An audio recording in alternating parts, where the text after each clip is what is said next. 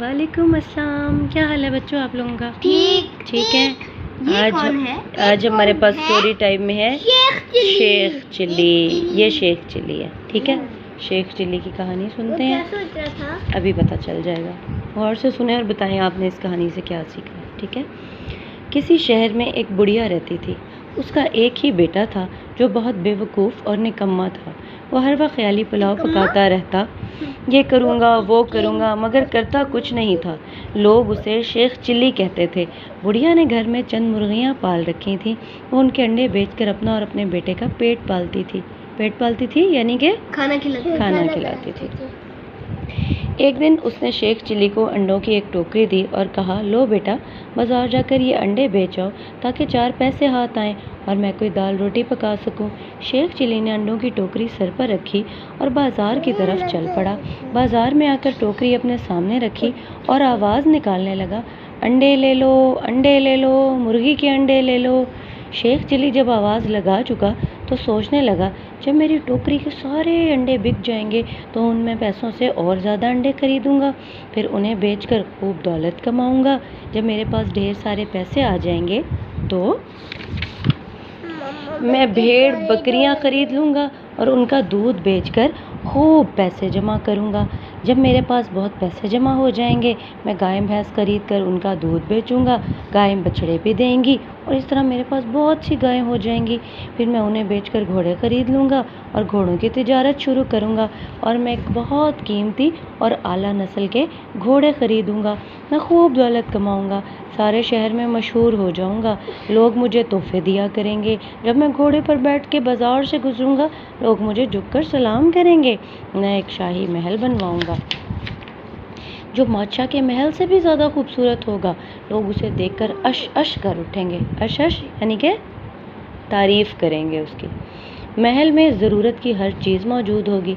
मैं अपनी माँ को भी महल में ले आऊँगा, वो भी महल देखकर बहुत खुश होगी। मैं उसका हर तरह से ख्याल रखूँगा, उसे कोई काम नहीं करने दूँगा। वो आराम से महल में बैठकर किस्म किस्म के खाने खाया करेगी।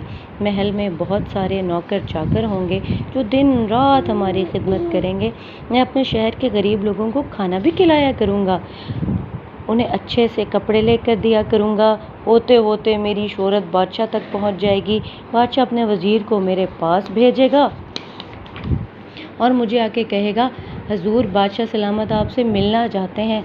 तब मैं कहूँगा, मैं बहुत मसरूफ़ हूँ, बहरहाल वक्त मिला तो ज़रूर आऊँगा।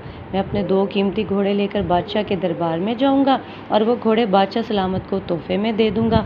बादशाह बहुत खुश होगा, मुझे अपने ख़ास दरबारियों में शामिल कर लेगा। फिर दुश्मन की फ़ौज हमला कर देगी। मैं तलवार लेकर घोड़े पर सवार होकर दुश्मन से मुकाबला करने निकल पड़ूँगा। मैं बहुत बहादुरी से लड़ूंगा, दुश्मन के सिपाहियों को काटता चला जाऊंगा। मैं अकेला दुश्मन की सारी फ़ौज को तहस नहस कर दूंगा। बादशाह अपने महल में खड़ा मेरी बहादुरी के जौहर देखकर हैरान होगा और दिल में सोचेगा, ये कितना बहादुर नौजवान है जिसने अकेले ही दुश्मन की फ़ौज को मार भगाया।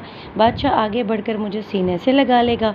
वो मेरी बहादुरी से इतना खुश होगा कि मुझे अपनी फ़ौज में शामिल कर लेगा, मुझे सिपा सालार बना देगा और मुझसे कहेगा, ऐ शेख चिल्ली, मैंने आज तक तुझ जैसा बहादुर और निडर नौजवान नहीं देखा। फिर बादशाह अपने दरबारियों के सामने अपनी ख़ास तलवार मुझे इनाम में देगा जिसके दस्ते पर हीरे मोती जड़े होंगे। फिर एक रोज़ बादशाह मुझे महल में दावत देगा और मुझे कहेगा, अगर तुम मेरी बेटी से शादी कर लो तो मैं तुम्हें अपना वज़ीर बना लूँगा, मगर मेरी नज़र तो बादशाह के तख्त पर लगी होगी। मैं तो इस मुल्क का बादशाह बनना चाहूँगा, भला वज़ीर आज़म की क्या हैसियत, इसलिए मैं साफ इनकार कर दूँगा, कहूँगा नहीं, मैं तुम्हारी बेटी से शादी नहीं करूँगा। ये कहकर अपने घोड़े को ज़ोर से एड़ी मारकर आगे निकल जाऊँगा और फिर शेख चिल्ली ने ज़ोर से लात मारी तो सामने रखी हुई अंडों की टोकरी को जा लगी। टोकरी उलट गई और सारे के सारे अंडे टूट गए। शेख चिल्ली बेचारा हाथ मलता रह गया कि ये मैंने क्या कर दिया।